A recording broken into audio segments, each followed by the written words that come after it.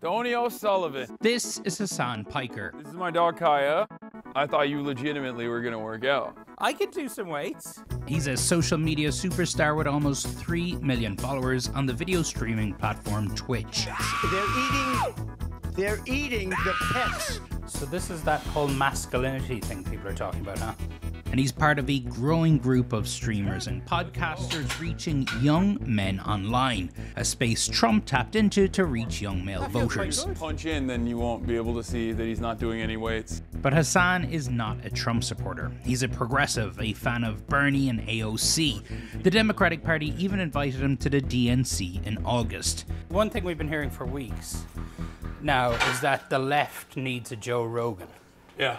I don't think that the Democratic Party can podcast itself out of this issue. Joe Rogan, he endorsed Bernie Sanders in 2020.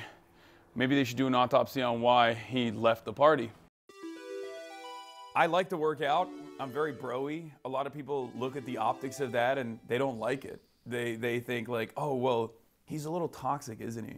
And they don't really listen to what I have to say because I'm significantly more progressive than the average Democratic campaign. Yeah, I've heard you say when it comes to stuff that guys like, you seek that stuff out online, whether it's watching a streamer, whether it's watching guys talking about working out and fitness. You say that the right wing just dominates that space. Yeah. Why? Well, I think that's why I started on Twitch, right? I know for a fact that the video game space is like people who consume this culture, people who are a part of this culture are not all right wing. I wanted to showcase to people that like, no, you can be a progressive person, you can be a leftist and like have fun at the same time. How many people were watching your live stream on election night? The total unique number was 7.5 million.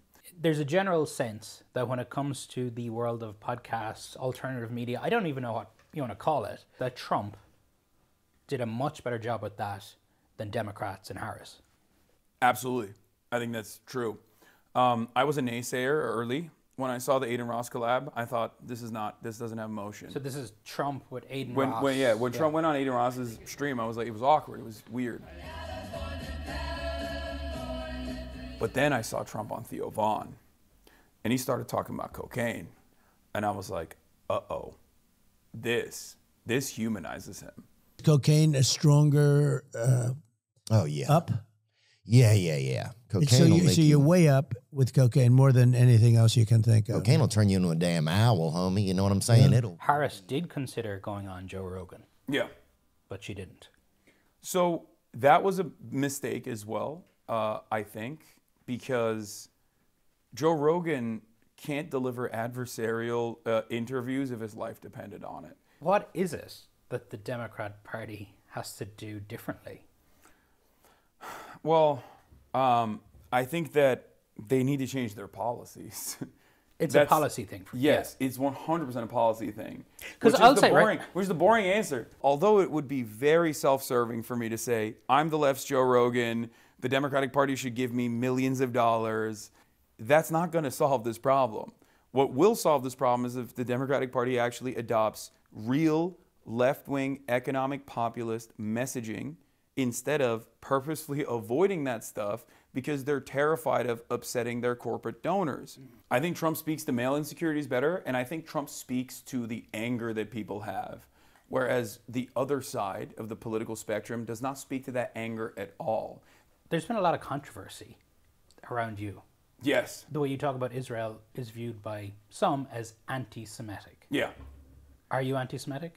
Of course not.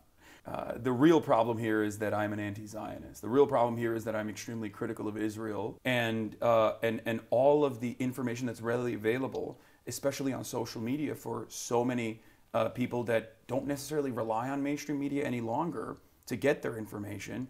And that's why you see this generational gap. If you're over the age of 35, you're still operating on the old boundaries. You're like, no, Israel's the most moral democracy in the Middle East, maybe in the world, right?